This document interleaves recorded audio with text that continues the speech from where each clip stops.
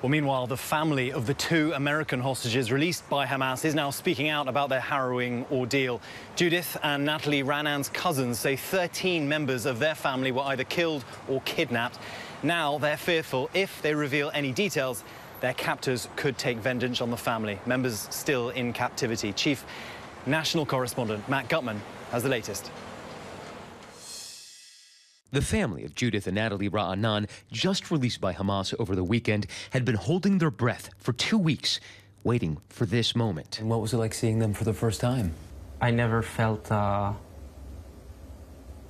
hug this intense in my life. Their cousins describing the ordeal for the first time this morning.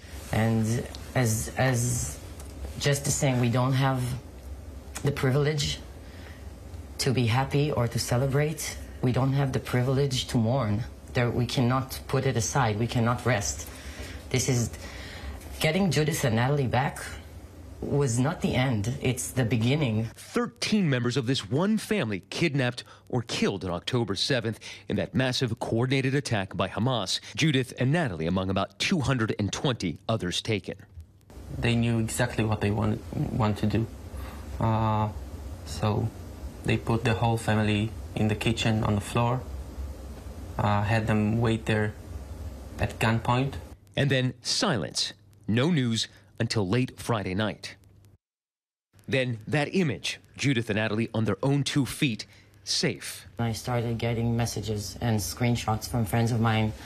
They say they're releasing a mother and daughter, an American mother and daughter. Is this your family? Is this your family? Wearing the same clothes they'd worn when they were kidnapped 2 weeks earlier. You feel lucky and guilty. Yeah. There are so many others. We don't know why them. So it's, for me, lucky and guilty. Mother and daughter speaking with President Biden after their release. I just want to say thank you for all your services for Israel. Well, look, that's been long serving. I'm just delighted we're able to get you out. We've been working on it a long time. We're gonna get them all out, God willing. The families of the hostages now trying to pressure the Israeli government to hold off on a ground invasion until a hostage deal can be negotiated. Is there a concern that if this ground invasion of the Gaza Strip begins, that a window would close for getting your family members back? The first thing with no prior condition should be hostages. That's the one thing on the table at the moment. Nothing else precedes that. James and Diane, I'm told that Israeli officials, along with FBI officials, have been mining Judith and Natalie for any granular details about the conditions under which they were held.